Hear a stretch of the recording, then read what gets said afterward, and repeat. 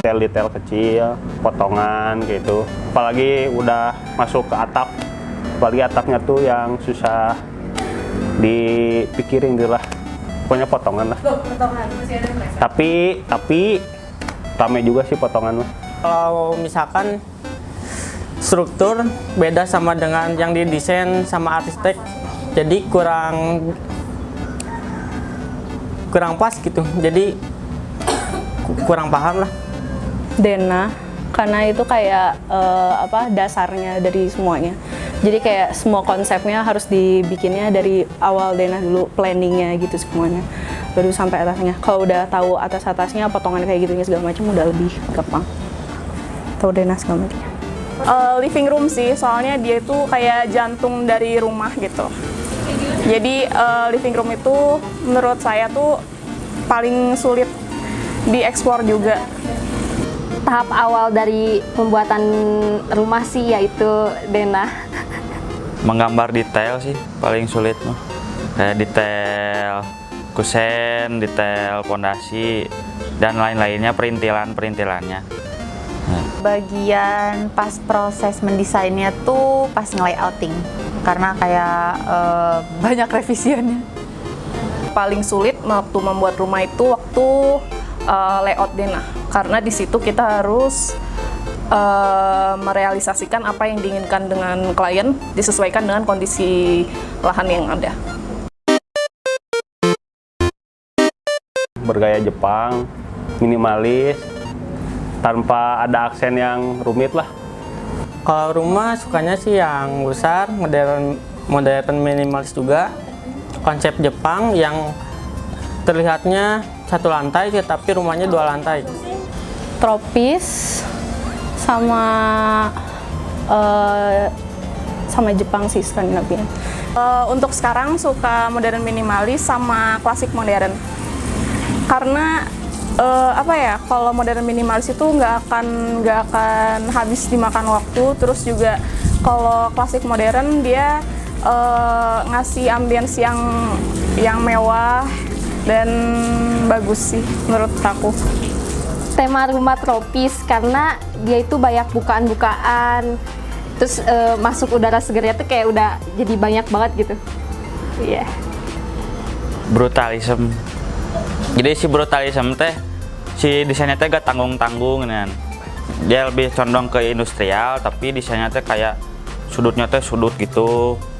Menonjolnya teh menonjol kayak ya segala brutal gitu lah. Paling suka kalau aku ngedesain jelas modern minimalis kalau aku ngedesain, karena kayak simple, cuman banyak bukaan, gak terlalu banyak ornamen pas kalau aku ngedesainnya. Kalau untuk aku pribadi, aku pengen punya rumah tuh art deco semi klasik gitu, yang putih-putih gitu. Modern minimalis. Ubah ruang. Ridwan Kamil. Adi Purnomo sama Adawa Ando. Agnia Fuad sama Cindy Sumawan. Ridwan Kamil. Karya dia yang paling keren tuh menurut saya yang Rumah Botol. Ya, soalnya kayak mind blowing banget gitu. Dari rumah, dari botol, terus bisa manfaatin botol-botol itu sebagai fasad, sebagai pencahayaan alami, buat udara alami juga gitu. Arsitek favorit itu Frederick Silaban, karena dia lulusan STM kalau zaman dulu, tapi dia bisa jadi arsitek tanpa kuliah jurusan arsitek gitu. Dia kayak bangunan yang udah dia buat tuh Masjid Istiqlal, STM. Kayaknya mungkin bangunan juga berhubungan sama bangunan kali ya. Tapi maksudnya kayak dari semua arsitek yang terkenal di Indonesia, tuh rata-rata berjurusan arsitek gitu. Kalau dia satu-satunya yang nggak kuliah gitu. Romo Mangunwijaya. Nggak ada aksen yang ribet gitu, nggak rumit, simple. Tapi ramah buat keluarga sama ramah buat orang tua sih. Yang garasinya gede, pokoknya bertingkat. Mungkin yang area untuk area luarnya jauh lebih banyak, area yang open space-nya jauh lebih banyak, kayak gitu sih. Pingin modern minimalis tapi dia tropis modern juga, modern tropis ya. Iya, itu yang banyak bukaan pokoknya. Pengen kayak rumah Belanda gitu, rumah jadul lah, adem, kuat, tahan lama, hegar, asri. Pengennya sih rumahnya kecil aja, tapi halamannya luas. Terus pengennya putih-putih, permanen putih, abu, monokrom gitu. Terus ada ornamen dikit, ya art deco gitu deh. Desain rumah impian modern minimalis.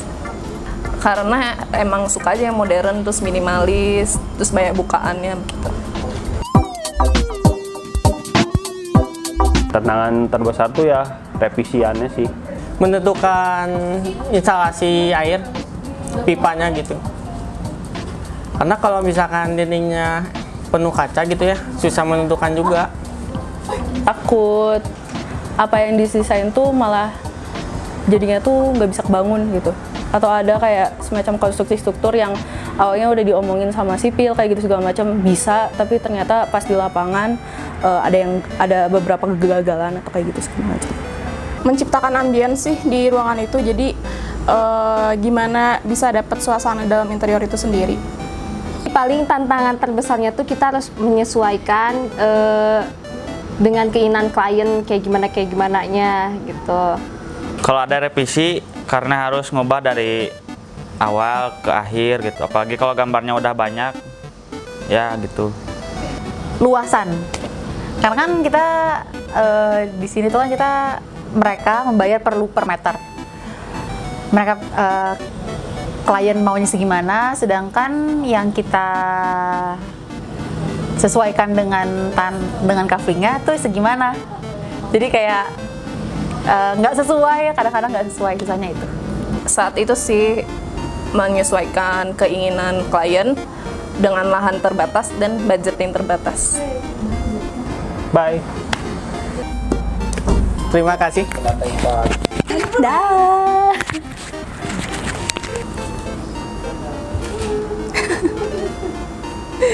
Udah.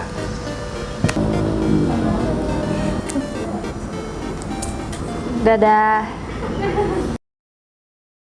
Aduh, ulangin ah. Gagal. Kok modern itu ntar aku mau yang satu lagi, yang sekarang beda. Fasad sama dengan